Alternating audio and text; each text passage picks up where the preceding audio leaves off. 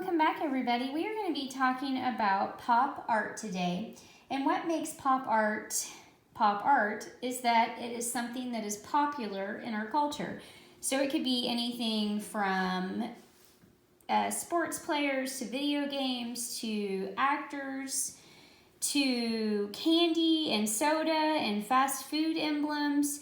Anything that we would recognize fairly quickly would be considered pop art because it's popular in our culture. And pop art will change from one place to another. So, for example, the same thing that would be considered pop art in Japan may not be considered pop art in America. And those things will change from state to state, from country to country, and from time period to time period, because stuff that was popular back in the 1950s may or may not still be popular today. It just depends on what it is we're talking about. So we are going to do a piece of candy, which I believe has been popular since it was invented, and it is the Tootsie Roll. So the media or materials you're going to need for this project are going to be a piece of typing paper, just white paper, a toilet paper roll, crayons, in particular a white crayon and a red crayon, watercolors, and some tape. So we are going to take our piece of typing paper and we are going to have it landscape, which means long ways side to side, going side to side, not up and down, okay? So side to side, so it's long ways side to side. And we are going to take our toilet paper roll and we are going to center it towards the top of our paper. We're going to pull this paper around, and if you want to, just to make it easier, I would go ahead and put a piece of tape right here. Okay, and that's going to keep it from unrolling if you accidentally let go of it. So we're going to go ahead and start to roll, which is kind of funny that we have to roll things for a Tootsie Roll, right? We're going to roll that paper around the tube, and we are going to use another piece of tape. And I wouldn't use a gigantic piece of tape just for the sake of our watercolors is not going to paint over that tape unless you are using masking tape, then it will, okay? So we have our tube basically.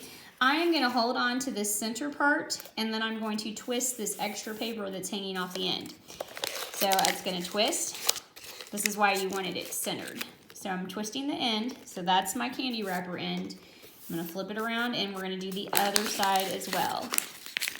And if you twist it good enough, you really don't need it. But if it keeps coming untwisted, I would go ahead and put a little piece of tape just around that bend in the paper if you want it to stay really good, okay? I am then going to take my white crayon, and I am going to write the word Tootsie Roll in the center. And it is spelled T, and you want to take your time writing, T-O-O-T-S-I-E.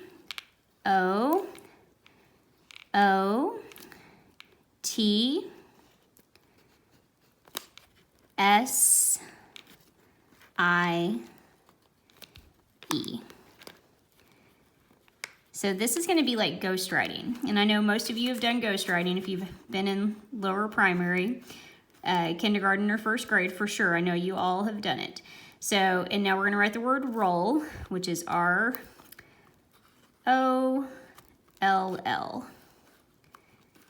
So this is going to be our ghostwriting. We're going to actually paint over this word. And I know that's probably really hard to see with the white, but it's going to show up beautifully when we get that brown watercolor over top of it. So at this point, we are also going to add that red stripe along the edge.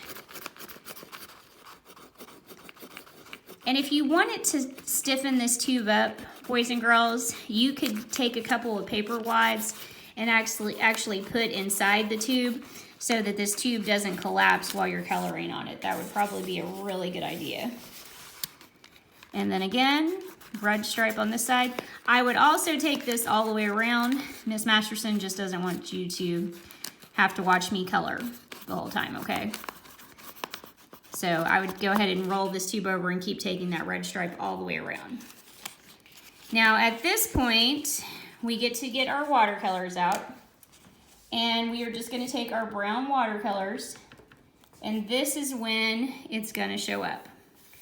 So, and if it's too dark, remember, if watercolor is too dark, you're just going to dip your brush back into water and it will start to lighten up, okay? But I will tell you, brown goes on a lot darker than it dries, so it's okay if it's a little bit darker. And we're going to go ahead and get that edge. And again, I would paint all the way around.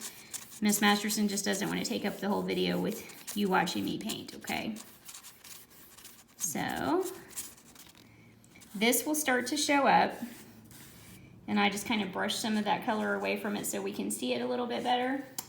And there you have it. And once it dries, it gets a lot lighter. You can see it's a little bit lighter down here on this one. All right, boys and girls, I hope you have lots of fun with it. It'd be really interesting to see you make a whole basket full of these. Kind of fun, right? I'll talk to you later. Miss you guys. Bye.